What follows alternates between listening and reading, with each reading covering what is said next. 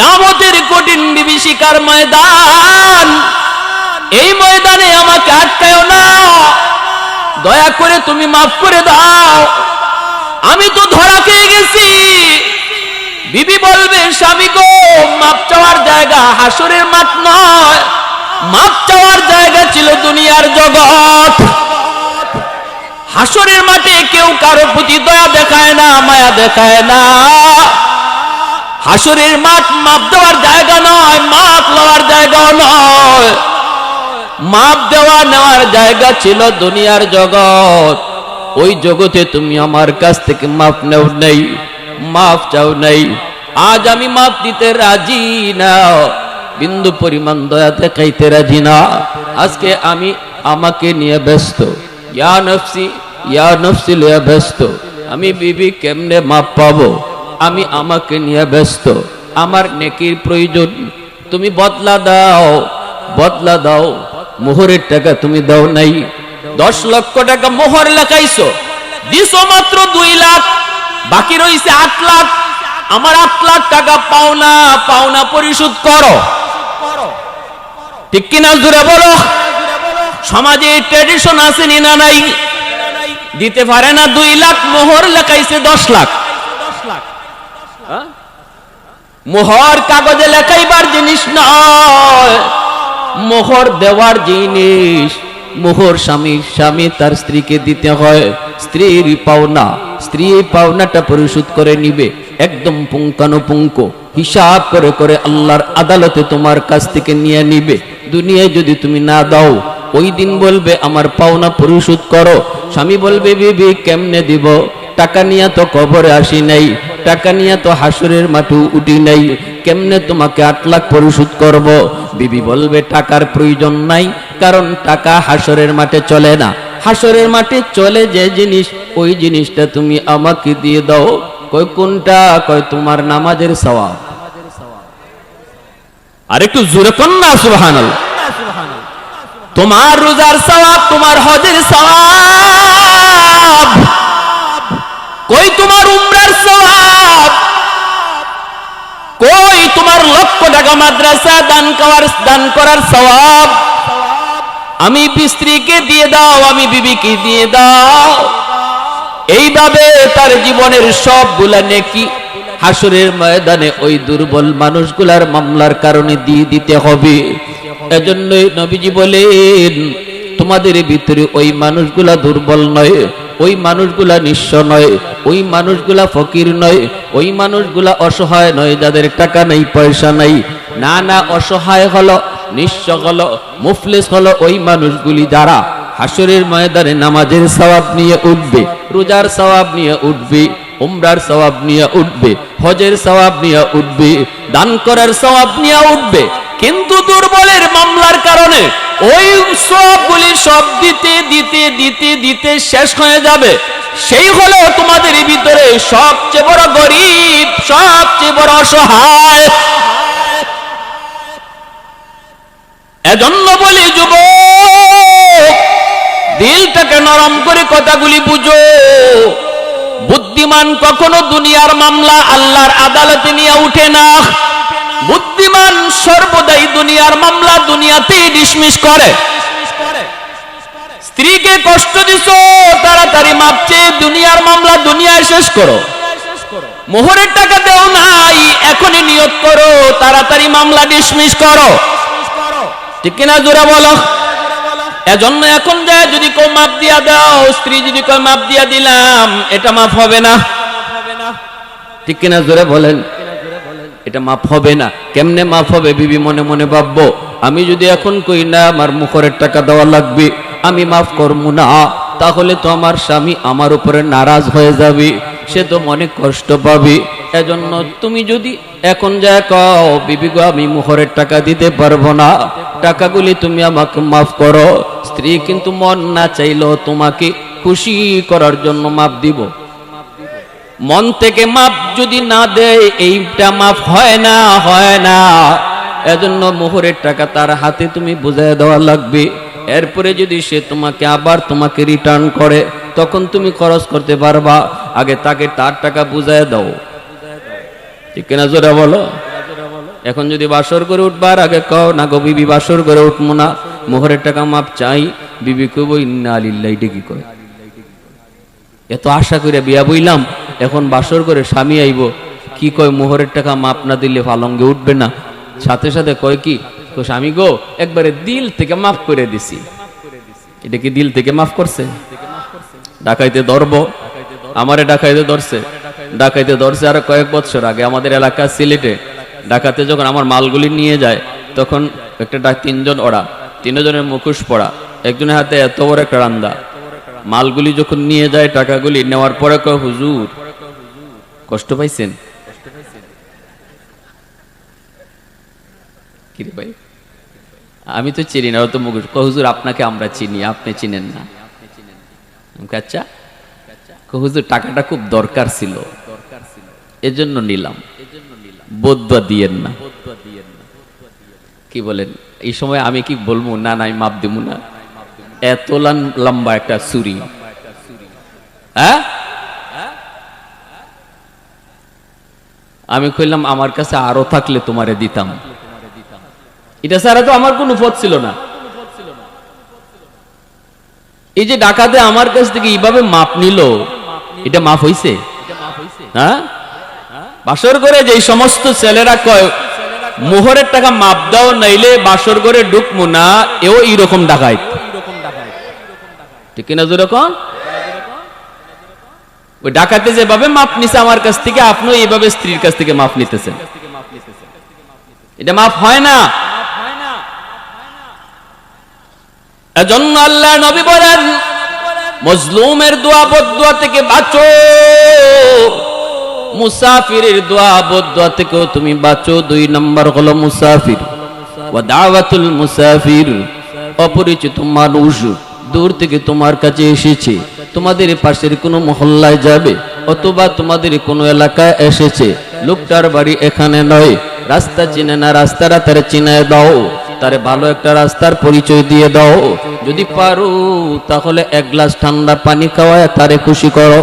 নবীজি বলেন যদি তুমি মুসাফিরকে তুমি খুশি করতে পারো রে যুবক, 1টা গ্লাস পানি খাওয়ায়ও যদি তারে খুশি করো, দিলটা যদি তার খুশি হয়, দিল থেকে যেই দোয়া দিবে, নবীজি বলেন এই দোয়া আল্লাহর দরবারে সরাসরি কবুল হয়ে যায়।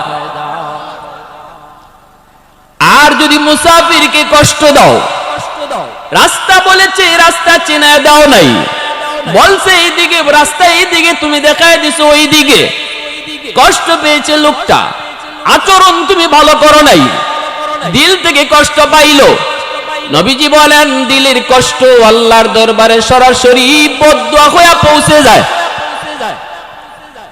3 নম্বরে নবী বলেন ওয়াদাওয়াতুল ওয়ালিদি আলা ওয়ালাদিহি, মা বাবার দোয়া বদদুয়া আল্লাহর দরবারে সরাসরি কবুল। বাপ মা যদি সন্তানের জন্য দোয়া করে, এই দোয়া যেমন আল্লাহর দরবারে কবুল, বাপ মা কষ্ট পায় যদি বদদুয়া দেয়, নবীজি বলেন এই বদদুয়া আল্লাহর দরবারে সরাসরি কবুল হয়ে যায়।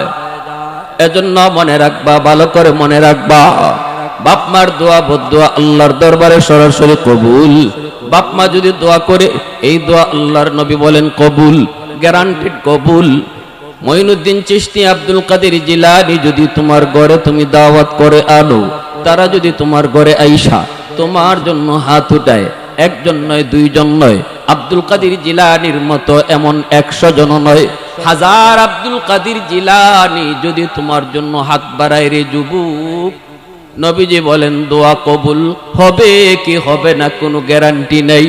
কিন্তু ভাঙ্গা ঘরে বইসা মা যদি হাত উঠায়, ভাঙ্গা ঘরে বইসা বাবা যদি হাত উঠায়, নবীজি বলেন এই দোয়া কবুল হবে, গ্যারান্টি আছে।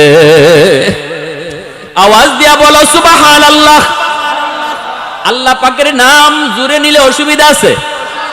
এ যুবক একটু আওয়াজ দিয়া কও সুবহানাল্লাহ, জুড়ে বললে কোনো অসুবিধা আছে? গুনাহ হয় না, সওয়াব।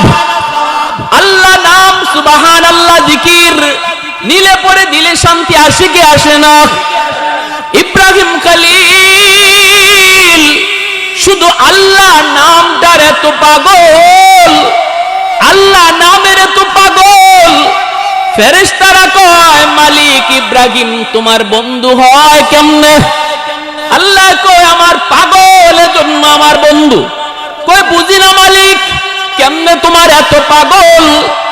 আল্লাহ ফেরেশতাকে বলে তাহলে মানুষের সুরত দুইরা পরীক্ষা করো। ইব্রাহিম খলিল ছাগল রাখালি করেন, নিজের ছাগল, বিশাল বড় ছাগলের পাল। ফেরেশতা মানুষের সুরত দুইরা পাশ দিয়া যায় আর আল্লাহ নামের জিকির করে। সুবহানা যিল মুলকি ওয়াল মালাকুত যাল ইজ্জতি ওয়াল আজমতি ওয়াল কিবরিয়াই ওয়াল জাবারুত। এত সুন্দর মালিকের নাম ইব্রাহিম খলিলের কানে আসা মাত্রই দৌড় দিয়া পাগলের মতো ওই লোকটারে ধরে ফেলছেন। কে গো তুমি? আমার মাশউকের নাম এত সুন্দর করে নিছো, আমি তো এই নামের পাগল, আরেকটা বার এই নামটা তুমি শোনাও। ফেরেশতা মানুষ রূপী ফেরেশতা নিজের পরিচয় না দিয়া কয় আমি মাগনা শুনাই না, বিনিময় দেওয়া লাগে। ফেরেশতায় যেই কইছে বিনিময় দেওয়া লাগে। ইব্রাহিম খলিল কয় কি চাও তুমি কও? অর্ধেক ছাগলের পাল আমাকে দিয়া দাও, বিনিময়ে শুধু একবার আল্লাহর নাম নিব।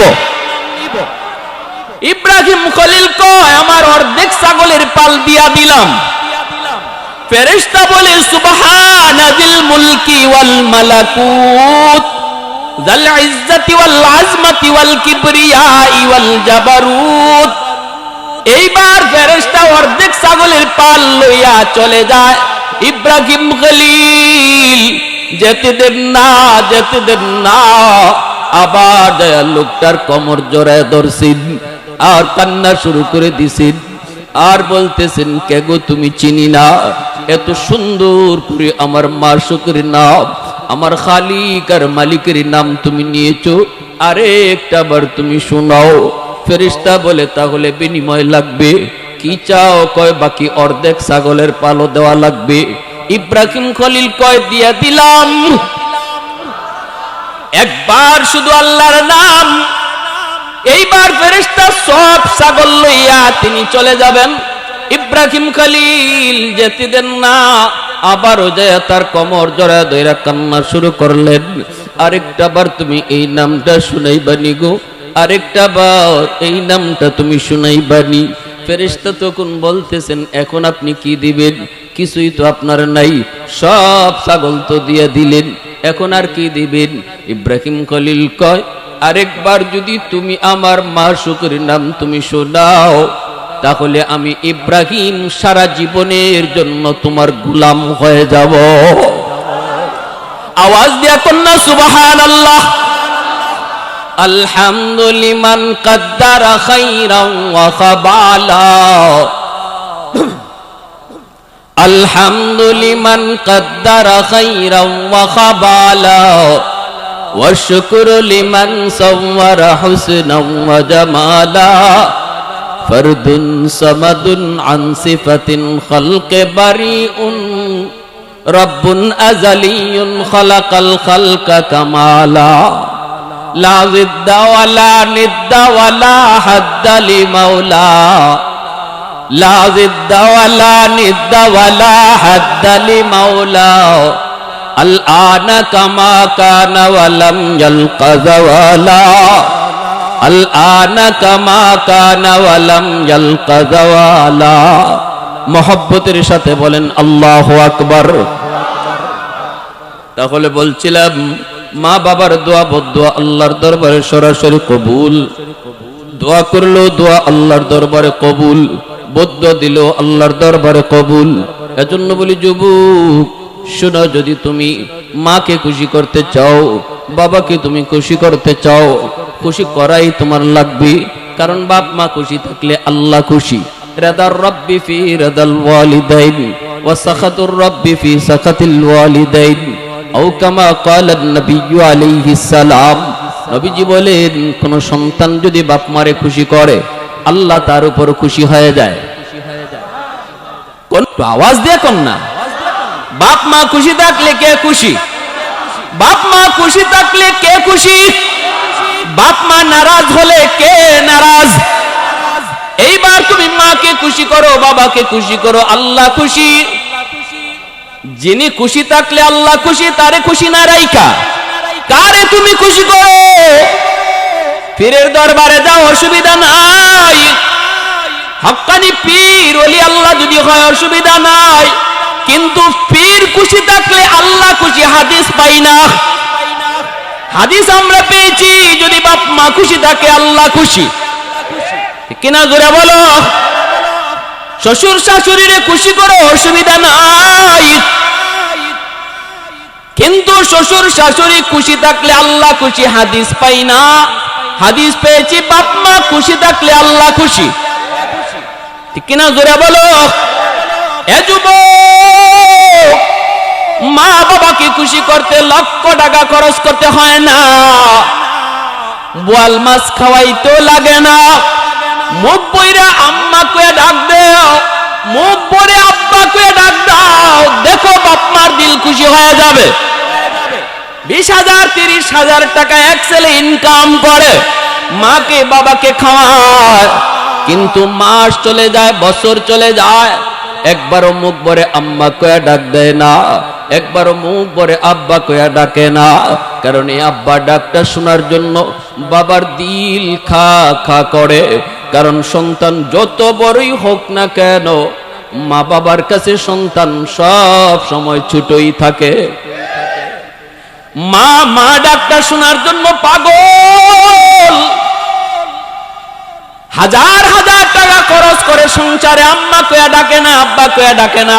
কিন্তু আরেকটা ছেলে 1 টাকাও কামাই করে না, খাইতে গেলেও কয় আম্মা, ঘুমাইতে গেলেও কয় আম্মা, ঘর থেকে বের হতেও কয় আম্মা, ঘরে ঢুকেও কয় আব্বা। এই ছেলের প্রতি বাপ মা দুর্বল থাকে, তার প্রতি ভালোবাসা বেশি থাকে। এজন্যই বলছিলাম, আমার নবী রহমতের নবী বলেন, যদি মাকে বাবাকে তুমি খুশি করতে পারো, আল্লাহ তোমার উপর খুশি। আল্লাহ পাক তোমার জিন্দেগির বরকত আল্লাহ বাড়ায় দিবে। কারণ তোমার জীবনের ভিতরে আল্লাহ পাক কিছু লাইট লাগায় দিছে রে যুবক, ওই লাইট গুলাতে আল্লাহ পাক জ্বালায় দেয়। তোমার আমার প্রত্যেকেরই জীবনে আল্লাহ পাক লাইট দিয়ে দিছে, লাইট জ্বালায় দেয় নেই। এই যে এখানে লাইট জ্বলছে, লাইট লাগানোর পর যদি লাইট জ্বালাইতে হয়, পাওয়ার হাউস থেকে লাইন ওকে করা লাগবে। পাওয়ার হাউস থেকে যদি লাইন ওকে করো, তখনই দেখবা লাইটটা জ্বলছে। তোমার আমার জিন্দেগির পাওয়ার হাউস হলো মা বাবা। মা বাবা থেকে যদি জীবনের লাইন ওকে রাখো, তাহলে জীবনের লাইট আল্লাহ জ্বালায়া দিবে। ব্যবসায় তুমি উন্নতি করবা, লেখাপড়ায় তুমি অগ্রগতি করবা, চাকরিতে তুমি প্রমোশন পাবা, যে কাজে হাত দিবা এই কাজে বরকত পাইবা। কারণ জীবনের পাওয়ার হাউস থেকে লাইন তুমি ওকে রাখছো। ঠিক কিনা? মা দোয়া করতেছে, আল্লাহ আমার ছেলের ব্যবসায় তুমি বরকত দাও। বাবা অন্তর থেকে দোয়া করতেছে, জীবনের পাওয়ার হাউসের লাইন ওকে আছে তোমার। এজন্য আল্লাহ পাক লাইট জ্বালায় দিতেছে, জ্বালায় দিতেছে। কেন তুমিও পারো, কেন তুমি ব্যর্থ? আমি বলি দেখো লাইন কাটা কিনা। হুজুর ব্যবসায় কোনো উন্নতি পাই না, আমি বলি দেখো লাইন কাটা কিনা। লাইন তুমি ঠিক করো, জোরা বলো ঠিক কিনা। মদিনার যুবক, এ যুবক, অনেক যুবক আজকের মাহফিলে, ফরিদপুরে নগর কান্দার যুবক ভাইগুলি একটু খেয়াল করো। তোমাদের মতো একজন যুবক মদিনার বনু তামিম গোত্রের প্রসিদ্ধ একটি গোত্র, আমার নবী রহমতের নবীর কাছে ঈশা চোখের পানি ধরে ধরে কাঁদতেছি। নবীজি বলতেছেন, যুবক তুমি কান্দো কেন? রহমতের নবীর কাছে সবাই সুখ দুঃখের কথা কইতো, ঠিক কিনা জোরে বলেন? সুখ দুঃখের কথাগুলা নবীকে সবাই শোনাইতো। যুবক আমার নবীকে তার দুঃখের কথাটা শোনানোর জন্য নবীজির কাছে আইসা কান্না শুরু করলো। কারণ তিনি তো রহমতের নবী, তিনি তো উম্মতের দরদি নবী, তিনি তো উম্মতের দরদি নবী। যদিও মক্কার আবু জাহেল চিনল না, নবীজি দাওয়াত দিতে গেছেন, আবু জাহেল নবীর মাথায় আঘাত করে বসেছি। নবীজি কষ্ট পেয়েছেন, রক্ত ঝরতেছে, নবীজি রক্ত হাতের মধ্যে লাগতেছে। নবীজি ঘরে চলে আসলেন। এই দিকে আমার নবীর আপন চাচা আমির হামজা, তখনও তিনি কালেমা পড়ে মুসলমান হন নাই। তিনি তো নবীর বয়সীর সমবয়সীর, যদিও নবীর চাচা কিন্তু সমবয়সীর। চাচা ভাতিজা মাঝে মাঝে সমবয়সের হয় কি হয় না? হ্যাঁ, আমির হামজা একজন শিকারী, বনে জঙ্গলে তিনি হরিণ শিকার করেন। দক্ষ একজন শিকারী আমির হামজা, নবীজির চাচা। তখনও কালেমা পড়ে মুসলমান হন নাই। নবীজির বাল্য বন্ধু, যদিও নবীর আপন চাচা কিন্তু বাল্য বন্ধু। একসাথেই নবীর সাথে ঘুরছেন, একসাথে চলছেন, একসাথে কোথাও হাঁটা চলা করেছেন, গল্প করেছেন। কিন্তু আমার নবী যখন তিনি কালেমার দাওয়াত দিতে শুরু করলেন, আমির হামজার খবর নাই। ইনি আছেন এই শিকারীর তালি, গেছেন তিনি জঙ্গলে শিকার করার জন্য। অনেকগুলা তীর, সবগুলি তীর তিনি শেষ করে ফেললেন, কোনো শিকার পেলেন না। একটা তীর মাত্র বাকি রইছে, একটা তীর মাত্র বাকি আছে। নজরে পড়েছে একটা হরিণ। শেষমেশ তিনি এই তীরটা মারবেন হরিণের দিকে, এটাই তার শেষ সম্বল। এই দিকে আমার নবী রহমতের নবীর মাথায় আঘাত করেছে আবু জাহেল। নবীজির মাথা থেকে রক্ত জড়ে। এই খবর তো আমির হামজার নাই। ইনি তো আছেন জঙ্গলে হরিণকে শিকার করবেন, যেই মাত্র তাক করেছেন হরিণকে শিকার করবেন, আর বলতেছেন এটাই শেষ তীর, এটি আমার শেষ শিকার। এই মনে কইরা মাত্র তীরটা মারবেন, এমনি আল্লাহ পাক হরিণের জবান আল্লাহ খুলে দিছে। হরিণে ডাক দিয়া কয়, রে হামজা, একটা মাত্র তীর রইছে, এই তীরটা আমার লাগি না, এই তীরটা তুই আবু জাহেলের জন্য রাখ। আল্লাহু আকবার, জোরে কও না, আরো জোরে কও না, আল্লাহু আকবার। এ হামজা, একটা মাত্র তীর, সবগুলা তীর তুমি শেষ করেছো, শিকার তুমি পাও নাই। একটা তীর রয়েছে, এটা আমার লাগি না, আবু জাহেলের জন্য রাখ। কারণ তোর কলিজার টুকরা বাতিজা মুহাম্মদ, আমার রহমতের নবী, আমার রহমতের নবী, আমার আল্লাহর দোস্ত, তার মাথায় আঘাত করে আবু জাহেল রক্ত জড়ায় ফেলছে। নবী আমার এতিম, এতিম হওয়ার কারণে আবু জাহেল এত বড় সাহস করেছে। কিন্তু হামজারে, মুহাম্মদ না তোর আপন ভাতিজা, মুহাম্মদ না তোর বাল্যকালের বন্ধু। হরিণে কইতেছে, আল্লাহু আকবার, জোরে কও, মুহাম্মদ না তোর রক্তের, মুহাম্মদের রক্ত আর তোমার রক্ত তো এক। আজকে আবু জাহেল রক্ত ঝরাইলো, এটা কি তোমার রক্ত না? যেই মাত্র হরিণে এই কথা কইছে, সাথে সাথে তীর মারা বন্ধ। আমির হামজা সোজা বাড়ির দিকে রওনা। নবীজির ঘরের কাছে আইসেই শুনতেছেন ঘরের ভিতর থেকে কান্নার আওয়াজ। ঘরের ভিতরে কে কান্না করে? কই আমার নবীর পরম করম স্ত্রী, কলিজার টুকরা বিবি আম্মা জান খাদিজাতুল কুবরা রাদিয়াল্লাহু তাআলা আনহা। নবীজি আম্মা জানের কুলে মাথা রেখে নবীজি শুয়ে পড়ছেন, রক্ত ঝরতেছে। আম্মা জান নবী রক্তটা মুছতেছেন আর কাঁদতেছেন, আর তিনি বলতেছেন, হায় আজকে আমার স্বামী এতিম হওয়ার কারণে আবু জাহেল এত বড় সাহস করলো। মক্কায় বুঝি আমার স্বামীর কেউ নাই? আল্লাহু আকবার, জোরে বল। এই মক্কায় বুঝি আমার স্বামীর কেউ নাই? তার পাশে দাঁড়াইবার মতো তার আপন বলতে কেউ বুঝি নাই। এই আওয়াজটা আমির হামজার শোনা মাত্রই চিৎকার দিয়া উঠলেন, না গো খাদিজা, মুহাম্মদ এতিম না, মুহাম্মদের চাচা হামজা এখনো মরে যায় নাই। যিনি সর্বপ্রথম ইসলাম গ্রহণ করেছেন তিনি হলেন উম্মতের জননী আম্মা জান খাদিজাতুল কুবরা রাদিয়াল্লাহু তাআলা আনহা। আমি ওই জায়গায় যা আমার সাথীদেরকে বলছিলাম, এই যে আম্মা জান খাদিজার কবর, এই কথাটা বলতে একজন সৌদি মতুক আমাকে ডাক দিয়া কয়, হযরত ভুল করেছেন। আমি তো অবাক, ভুল করেছি, বুঝি নাই। কয় তো সেই জননী, যেই জননীর অবদানের কারণে আমি আপনি ইসলাম পাইছি, অতএব তার নামটা শুধু আম্মা জান খাদিজা বললে হয় না, বলেন আম্মা জান খাদিজাতুল কুবরা আল্লাহু আকবার। বলেন আম্মা জান খাদিজাতুল কুবরা, বড় মহান, কুবরা বলতে মহান। মক্কার এমন কোন মানুষ নাই যেই মানুষ আম্মা জানের সাহায্য পায় নাই। সেই নারী আমার নবীর কাছে আইসা সব সম্পদ ইসলামের জন্য দান করে দিছে। নবী বলতেছে, আয়েশা এই রুটি আমি খাইতে পারবো না, আমার খাদিজারে একটা রুটি দিয়ে আসো। আম্মা জান আয়েশা কয়, নবী গো খাইতেন না গো নবী, কেমনে দিব আপনার খাদিজারে, তিনি তো কবরে শায়িত। নবী বলতেছে, আয়েশা আমার খাদিজা যদিও কবরে শুয়ে আছে গো, তবু আমার খাদিজার একজন বান্ধবী দুনিয়াতে এখনো বেঁচে আছে, নাম হলো নাফিসা। নাফিসারে যে একটা রুটি দাও। আমার খাদিজার এই রুটি দেওয়া হলো। আওয়াজ দিয়া কোন সুবহানাল্লাহ। আল্লাহ নবী বুঝাইলেন, মা বাবা দুনিয়াতে নাই, দেখো মা যাদের সাথে চলতো ওই মহিলাদেরকে পাইলে মার মতো শ্রদ্ধা কইরো। বাবা যাদের সাথে চলতো বাবার বয়সের মানুষগুলারে পাইলে বাবার মতো শ্রদ্ধা কইরো, তাহলে আল্লাহ পাক মা বাবার কবরে তোমার খেদমত পাঠায় দিবে। ভাইরা আমার জন্য বলছিলাম কয়টা আমল, জোরে বলেন কয়টা আমল। এক নাম্বার হলো তাদের জন্য দোয়া করব তো ইনশাআল্লাহ। কি দোয়া বলেন? রাব্বির হামহুমা কামা রব্বায়ানি সগীরা। এ যুবক, মার কবরে পাশ দিয়া চইলা গেল, বন্ধুদের নিয়ে তুমি চলে গেলা বাবার কবরের পাশ দিয়া, একটা বারের জন্য মুখ দিয়ে এই দোয়াটা বের হলো না।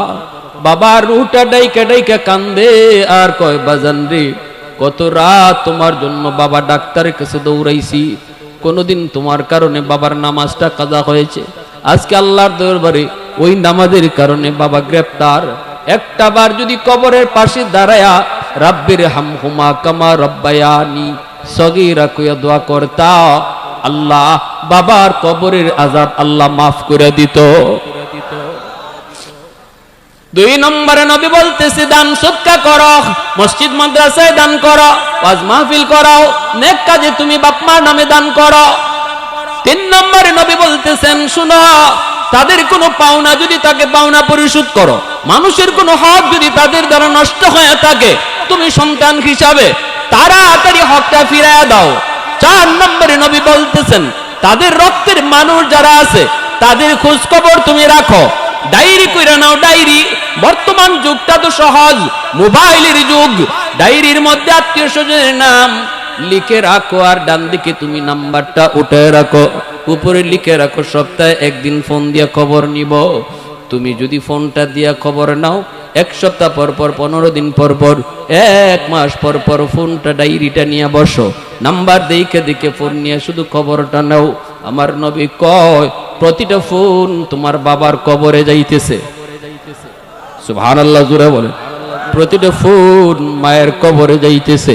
5 নম্বরে নবী বলতেছে, বাবা মার সমবয়সের মানুষ দেখলে পরে তাদেরকে বাবার মতো শ্রদ্ধা কইরো, মার সমবয়সের নারী দেখলে মার মতো শ্রদ্ধা কইরো, আল্লাহ পাক মা বাবার কবরে তোমার খেদমত পাঠায় দিবে। আমলখানা কারা কারা করতে প্রস্তুত আছেন? হাত উঠায় দেখা। আল্লাহ তুমি কবুল করো, জোরে বলেন আমিন। এ যুবক, যাদের মা বাবা দুনিয়ায় জীবিত আছে রে, আজ রাত মার কাছে মাপ চাইয়া নিও, খুশি করে নিও। মশারিটা আজকে টানায় দিয়ে দিও, মার বাবার মশারিটা টানায় দিও, মাথায় একটু তেল মালিশ করে দিও, পায়ের তলায় বাবার তেল একটু মালিশ করে দিও।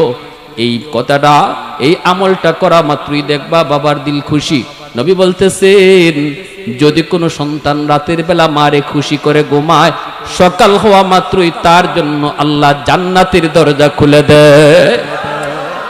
আন আবি হুরায়রা রাদিয়াল্লাহু তাআলা আনহু قال قال رسول الله صلى الله عليه وسلم من اصبح مطيعا لله في والديه اصبح له بابان مفتوحان من الجنه। আর যদি কোনো সন্তান রাতের বেলা মারে কষ্ট দিয়া ঘুমাও, সকাল হওয়া মাত্রই নবী কয় তোমার জন্য জাহান্নামের দরজা আল্লাহ খুলে দিবে। ভালো করে জানো, মার কলিজায় ব্যথা, বাবার কলিজায় ব্যথা, তোমার কোনো কথার কারণে, তোমার কোনো আচরণে মায় কষ্ট পেয়েছে, কলিজার মধ্যে আঘাত পেয়েছে, অথচ তুমি মাপ চাও নাই, ঘুমায় যাইতেছো রাতে, এইদিকে মার ঘুম নাই, বাবার কলিজায় ঘুম নাই, চোখ দিয়া পানি ঝরতেছে। নবী কয়, রে যুবক, তুই ঘুমাইতেছো না, সকাল হওয়া মাত্রই তোমার জন্য জাহান্নামের দরজা খোলা হইতেছে। অতএব আজ রাত মারে খুশি কইরা, বাবারে খুশি কইরা, যাদের বাপ মা দুনিয়া আছে, কারা কারা এই আমলটা করতে রাজি আছো? একটু হাত উঠে আল্লাহরে দেখাও। আল্লাহ তুমি কবুল করো। আরেকখানা হাদিস কইলাই, আবু দাউদ শরীফের হাদিস, মান যারা কবরা আবাওয়াইহি ফি কুল্লি জুমাতিন গুফিরা লাহু কুতিবা বাররান। তুমি মাফ চাইতে পারো নাই, বাবা কবরে চলে গেছে, এখন কি করব? হুজুর, আমার তো সুযোগই নাই মাপ চাওয়ার। রসুল কয়, জুম্মার দিন যদি বাপমার কবর জিয়ারত করো, তাহলে আল্লাহ তোমার এই অপরাধটা, এই দুষ্ট আল্লাহ মাফ কইরা তোমাকে বাধ্য সন্তানের তালিকাভুক্ত বানায়া দিবে। জুম্মার দিন বাপমার কবর জিয়ারত